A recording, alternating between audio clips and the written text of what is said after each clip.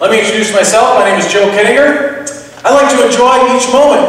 And I love to hear enthusiasm. So whenever you're all fired up inside, just give me a big woohoo, let's try it. 1, 2, 3. We can do better. Enthusiasm. 1, 2, 3. Synapses fire my brain. I can't help it. I love it. Thank you. Thank you for doing that. A little bit else about me. Well, I'm going to shake your tree.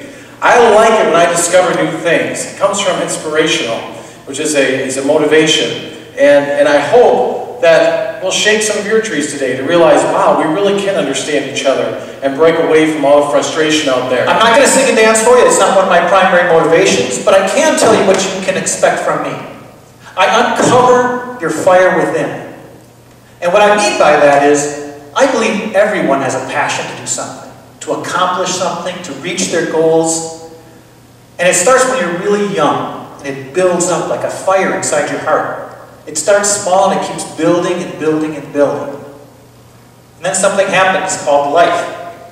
And people tell you, you can't do that. You don't have enough money to do that. You don't have enough education to do that. They start putting rules on you. And what happens to that fire? It gets squelched. And it turns into a tiny little ember. And what I like to do is find that ember inside people, open it up, give it air, and let it blaze again. That's what pumps me up. So let's talk about this thing called frustration, disrespect. I mean, how many times do you say something with honest, you have everything going on, that you have the best intentions, and you say something and the other person goes, I can't believe you just said that. Huh? Show it. How many times do people get your goat?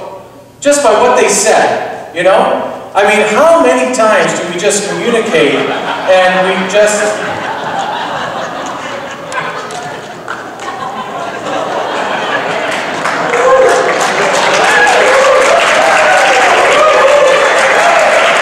Hector the goat, ladies and gentlemen. Hector!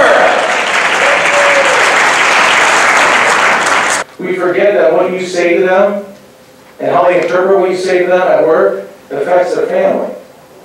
They talk about you on the dinner table at home. Isn't that neat? What are they saying? What are they saying about you around the dinner table? Your folks who you work with spend more waking hours with you than with their own family. And so this is why I'm so encouraged to see such a large group here representing a breadth of organizations who we can do something about it. We can make sure that these folks understand certain leadership, and we can guide them to be healthier and stronger and actually produce greater results as well. Do they know what this is? Have I recognized this? Lottery ticket. Lottery ticket. Very good. It cost me $1. I might be $97 million richer and I don't even know. I recently heard an economist talk about this. He said that is irrational purchasing by a consumer. He called me irrational. In fact, he went further. He said it's consumer stupidity to buy a lottery ticket. $1, one simple dollar. What's wrong with that?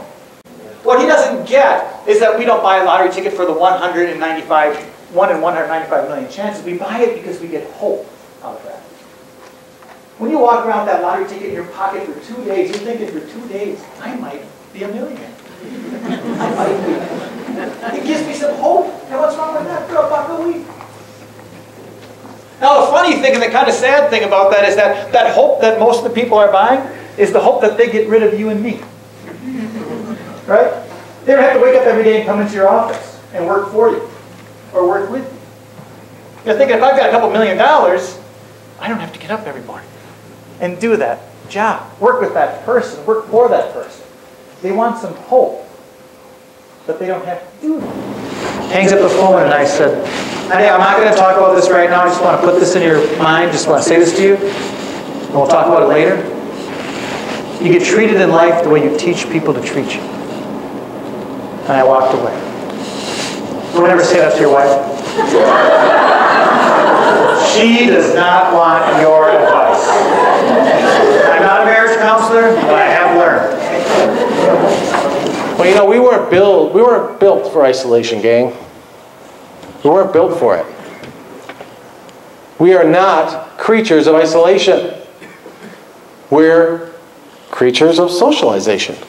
Woohoo! woo, party. Right? That's a fun. Let's get together. We pray together. We play together. We work together.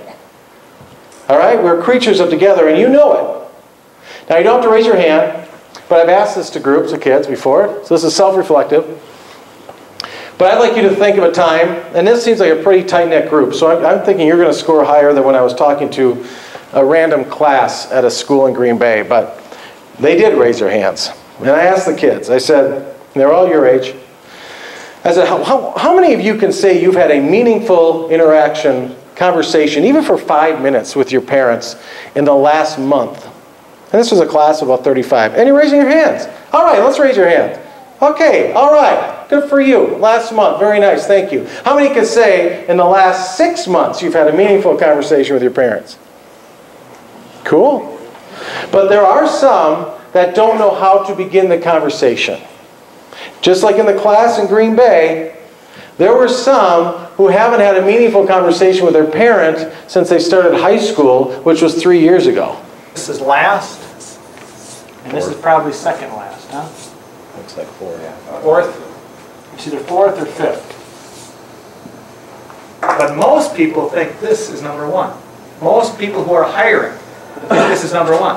I got to make sure I got my pay set correct so I can attract the right talent. And it's not. In fact,